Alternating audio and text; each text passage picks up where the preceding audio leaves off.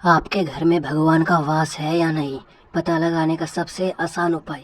घर में भगवान के पास होने के मिलते हैं ये 11 संकेत।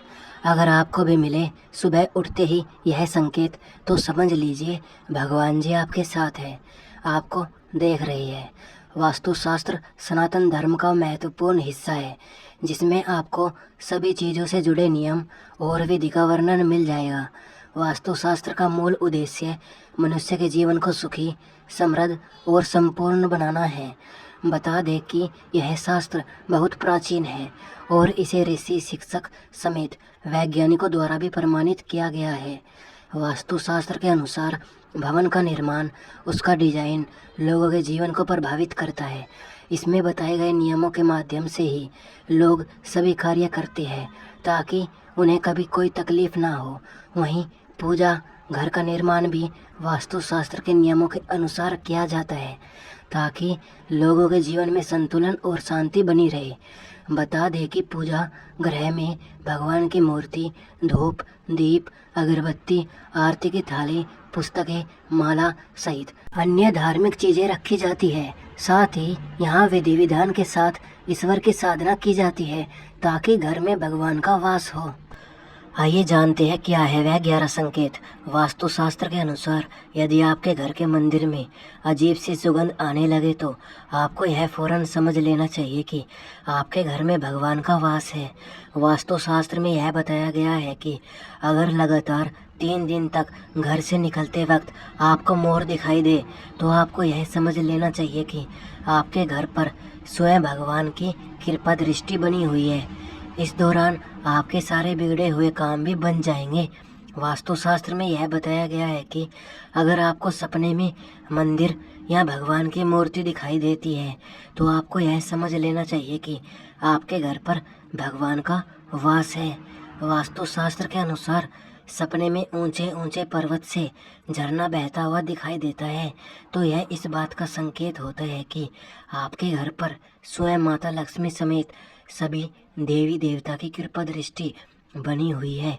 वहीं अगर पूजा करते समय आपके द्वार पर कुत्ता, बिल्ली, गाय या फिर भिक्षु आए, यह भगवान के आगमन का संकेत माना जाता है। पूजा के वक्त अतिथियों का आना और भी ज्यादा शुभ माना जाता है। यह साक्षात देवता का भी रूप होता है। कहा जाता है कि जो लोग हर पल भगवान का स्मरण करते हैं, जिनका मन पवित्र होता है और परोपकार में जिनका जीवन व्यतीत होता है, उन पर भगवान की कृपा दृष्टि सदैव बनी रहती है। ईश्वर आपके साथ है। भविष्य में होने वाली घटनाओं को लेकर मन में कुछ आभास सा होने लगे, तो माना जाता है कि भगवान का आशीर्वाद आपके साथ है। जिन पर भगवान की कृपा होती है, वह चाहे अमीर हो या गरीब, उन्हें हर जगह सम्मान की प्राप्ति होती है। अगर आपको अपनी मेहनत से किए गए किसी भी कार्य में सफलता मिल जाए, तो इसे भगवान की ही कृपा समझनी चाहिए। कहा जाता है कि जो लोग हमेशा साधारण जीवन व्यतीत करते हैं और दिखावे से दूर रहते हैं, भगवान उनसे प्रसन्न रहते हैं। जो लोग पवित्र हृदय के होते हैं और जाने अनजाने में किसी का भी अपमान नहीं करते, उन पर भगवान की कृपा सदैव बनी रहती है।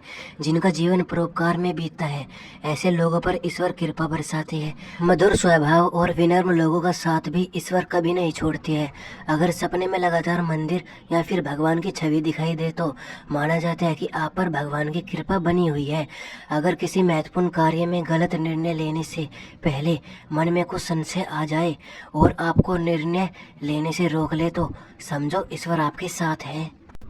पूजा के दौरान दीपक की लो एकदम ऊपर की तरफ लंबे समय तक उठी रहे, तो समझ लेवे कि भगवान आपकी पूजा से प्रसन्न है। पूजा के दौरान आपकी आंखों में आंसू आने लगे, तो समझ जाए कि भगवान का आशीर्वाद आपको मिल गया है। वे आपकी इच्छा पूरी करेंगे।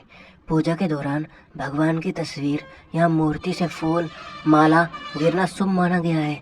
यदि ऐसा होता है, तो समझ जावे कि भगवान प्रसन्न हो गए हैं। पूजा के पश्चात घर से बाहर निकलते ही यदि नीलकंठ पक्षी के दर्शन हो जाए, तो यह भगवान के प्रसन्न होने का संकेत होता है।